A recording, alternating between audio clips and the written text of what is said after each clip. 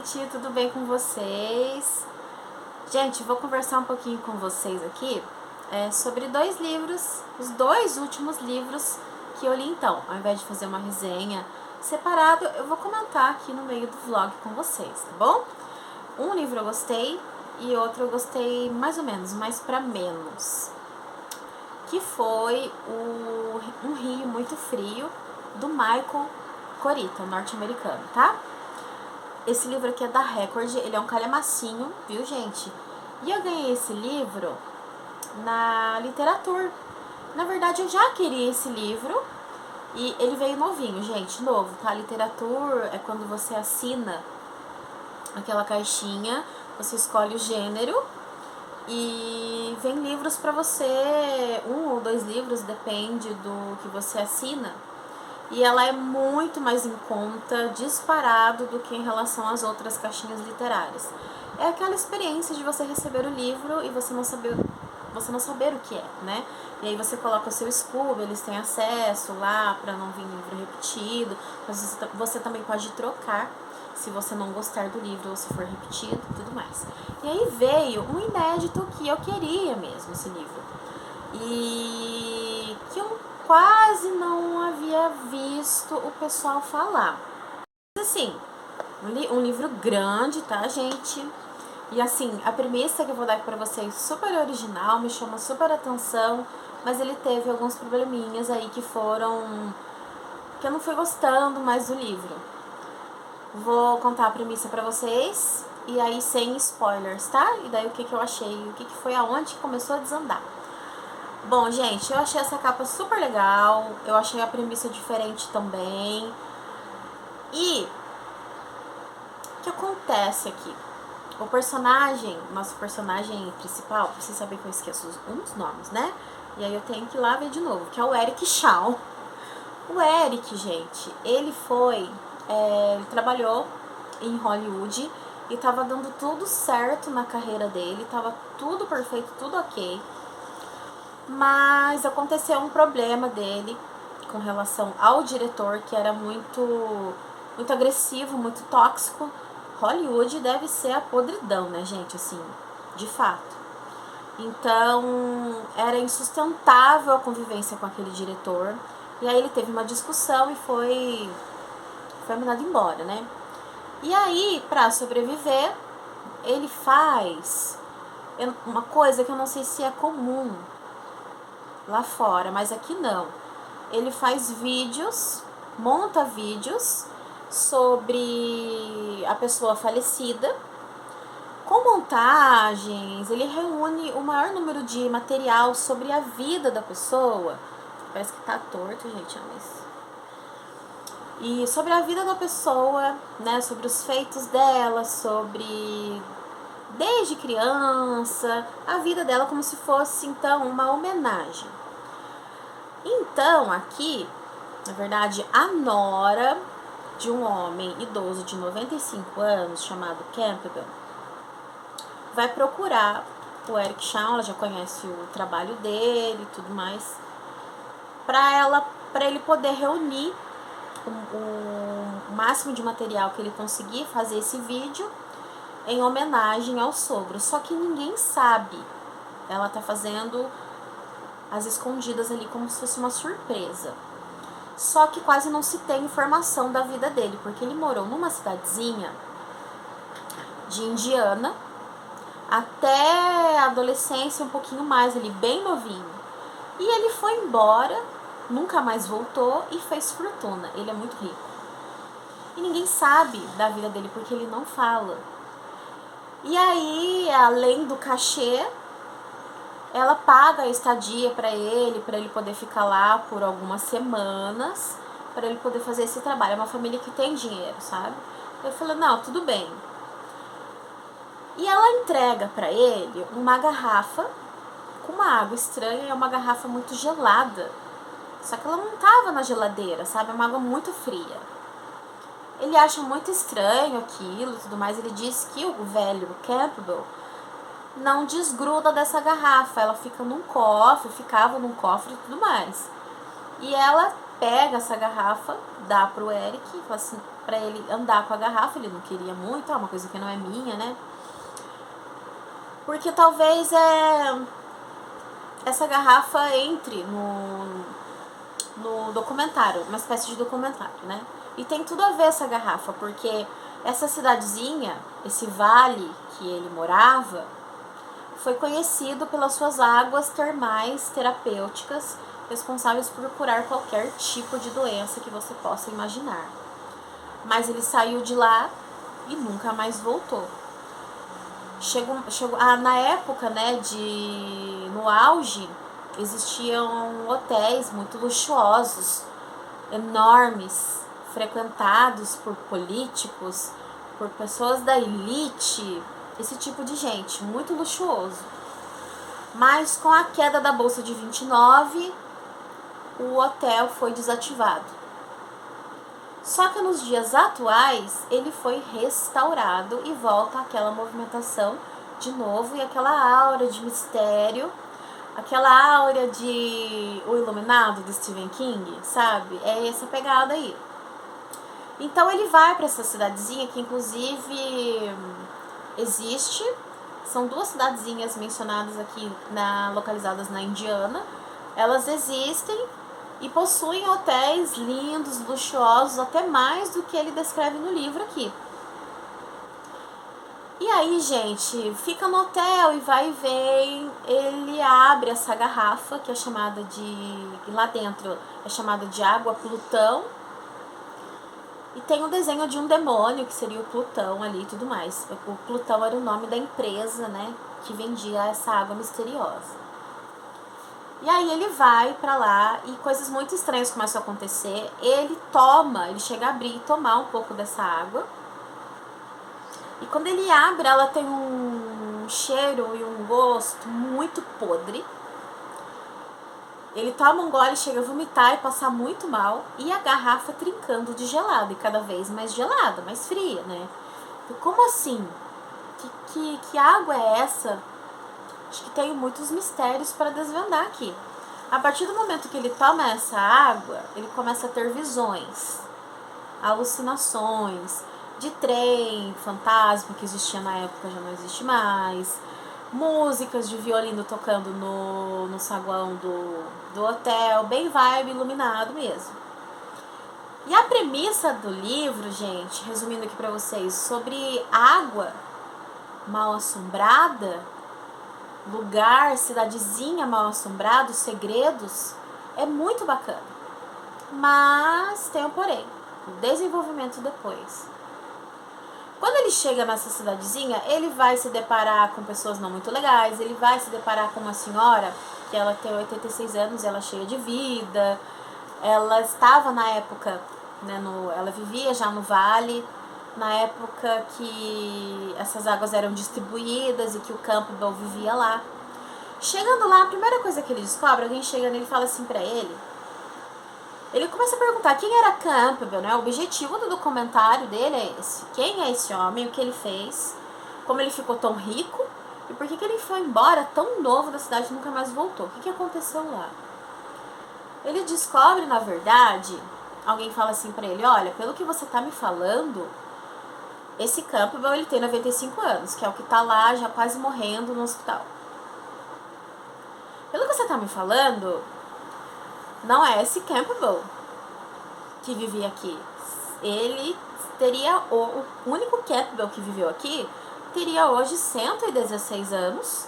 E ele era mais velho, um pouco mais velho, mais maduro, um homem, né, de seus 30 e poucos, casado e com filho. E ele simplesmente pegou o dinheiro da família toda e vazou. Não bate com esse Campbell de 95 anos que você tá me contando. Aí começa o mistério, fala assim, como assim? Será que são duas pessoas diferentes? Que alucinações são essas, né?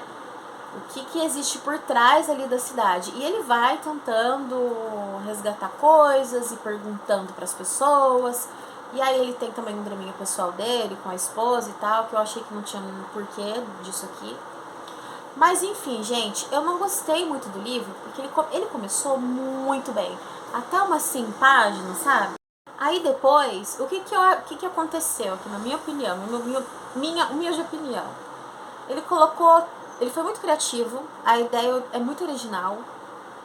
Ele não é que ele escreve mal, não é nada disso. Ele começou super bem. Só que ele colocou tantas coisas interessantes e dá a impressão que, assim, ele não soube trabalhar aquilo que ele tinha em mãos e aquilo que ele tinha começado.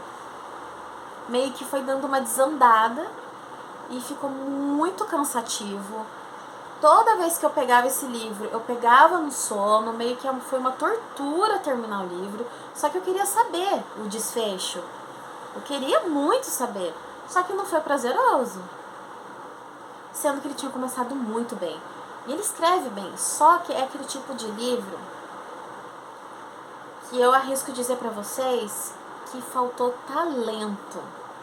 Talento para ele conseguir trabalhar com aquilo que ele queria, com aquela ideia que ele vinha construindo. Desandou. E para um autor conseguir trabalhar com aquilo que ele tinha em mente, que é muito legal a história, muito legal a premissa. O cara tem que ter talento, prática, experiência, mas talento acima de tudo.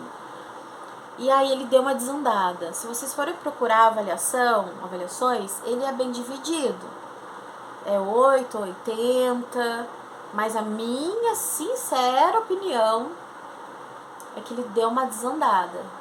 E o que pesa também é que ele fica muito cansativo. Então, só que daí você quer saber o que vai acontecer com aqueles personagens, mas que raio de mistério é esse? Como esse homem ficou rico? Quem é ele? Que água é essa? Porque ele abre a garrafa, ele toma um pouco, começa a ter alucinação. Conforme ele toma algumas vezes, né? Ele toma uma boa quantidade da água ali. Ela vai ficando mais fria e ela vai ficando... aquele odor insuportável sai, ela vai ficando com um odor mais adocicado, sabe? Muda a composição ali. Que água é essa? Será que é verdade as propriedades terapêuticas de cura que ela tinha? Né? O que aquela cidade esconde? Então são muitos elementos interessantes, mas que na execução ele não conseguiu lidar muito bem. E o final não surpreende, porque na verdade ele não consegue dar a volta por cima e fazer um final extraordinário. É um final que você olha, ok, não tinha como ele fazer muita coisa assim mesmo, sabe? Então é um final ok pro que ele vinha desenvolvendo, tá bom? Então eu não gostei muito, viu, gente? Não sei se eu vou trocar ali no sebo, vou pensar. Agora o próximo livro. Gente, essa autora, ela tem, pelo menos dessa série, ela tem mais de 20 livros publicados. E aquela coisa, né? Aqui no Brasil a gente vai caçando os volumes, não consegue todos os físicos, vê alguma coisa ali no sebo, aí compra na Amazon, tem alguns, porque as editoras algumas foram relançando. Então você encontra alguns por aí na Amazon para comprar novos, né? Mas alguns não tem não. Então, inclusive esse daqui eu não achei na Amazon. Ou você compra ele em sebo ou sites virtuais, ou e-book. E eu li o e-book, gente, que é o Post-Mortem da patologista Kai Scarpetta. Deixa eu deixar a capa aqui pra vocês, que é cabulosa. Que é o volume 1, então, de mais de 20 livros. E eu não vou trazer todos os livros pra vocês, né? Eu vou acabar colocando lá no Instagram. Não vou ficar tanta presa em ordem, porque eu não vou conseguir, são muitos volumes. Aqui, ó. Patricia Cornwell, Post-Mortem. E, gente, essa autora aqui, ela é pioneira nesse estilo de thriller, onde se foca nas evidências forenses, nas autópsias, DNA, esse tipo de coisa. Mas esse livro aqui é de 1990. Então, ele tem a questão da tecnologia forense defasada. O DNA ainda estava engatinhando. Então, você tem que dar uma calibrada aí e entender que é um livro dos anos 90. Depois vieram outros livros, aí se popularizou CSI e tudo mais. As coisas diferentes também é que esse tipo de livro não era protagonizado por mulheres, não era comum. E aqui nós temos uma mulher e também que não é investigadora, nem detetive, nada. Ela é patologista. Ela é chefe também do necrotério onde ela trabalha. Então você tem uma mudança, né, de uma pessoa em destaque ali numa trama de investigação. É uma trama que foca a investigação, tem algumas coisinhas sobre a vida particular dela também, mas ele foca na mesa de autópsia, nas evidências, tá? E aqui a gente vai ter uma série de mulheres que estão sendo mortas com o mesmo modus operandi, com características completamente diferentes. E ele deixa uma substância, não é fluido, ele não deixa fluido corporal dele. É uma substância brilhosa em todas as vítimas. É uma coisa horrenda. E a Kai Scarpetta tem a pressão de tentar reunir o máximo de evidência que ela tem para pegar esse cara, porque continua aparecendo corpos, entende? Então, é um caso difícil. Ela vai descobrir também que alguém ali de dentro está com o interesse de acabar com a carreira dela, então tem alguém ali de dentro. Será que é a própria pessoa dali de dentro ou essa pessoa de dentro ajuda esse criminoso? Só sei que ela vai enfrentar então algumas condições assim particulares, de desafios, pelo fato também dela ser uma mulher ali no meio, a única mulher no meio de tantos homens naquela época. Agora já é assim, imagina naquela época. E uma corrida contra o tempo mesmo para pegar esse cara, né? E aí também vai ter uma coisa muito importante ali que vai colocar a Kai no perigo também, ali no rastro, na visão do assassino, né? Então a coisa vai ficando bem perigosa. Como eu falei pra vocês, o que eu gostei muito dela é que ela é muito direta, ela não enrola, sabe? Então, pra quem curte essas coisas, só que como eu falei pra vocês, tem muita coisa lá que tava engatinhando ainda, né? Não é como tá. A gente fala nos 90, parece que foi ontem, gente. E tem mais de 30 anos. Imagina o quanto a ciência não evoluiu, né? Mas é muito gostoso de ler, eu achei muito gostoso, entre aspas, né? Assim, a escrita, ela não enrola e ela é muito boa. E antes dela conseguir publicar esse primeiro livro, ela foi recusada por 7 editoras. 7 vezes. Até alguém publicar. Gente, eu fiquei pensando assim, né? Como que a pessoa não vê o potencial? Porque isso aqui é muito legal, é muito bom. Quando você começa a ver o livro, você já sabe que vai ser bom. Que é um thriller de qualidade, sabe? Então a Patrícia, ela é uma pioneira e ela é uma referência nesse tipo de thriller, tá bom? Bom, gente, eu vou ficando por aqui nesse vídeo. Foi só pra falar um pouquinho sobre esses dois com vocês, tá bom? A gente se vê por aí, então, nas próximas resenhas, nos próximos vídeos. Comentem aqui embaixo, deixem um coraçãozinho pra enganjar e tudo mais, tá bom? Tchau, tchau!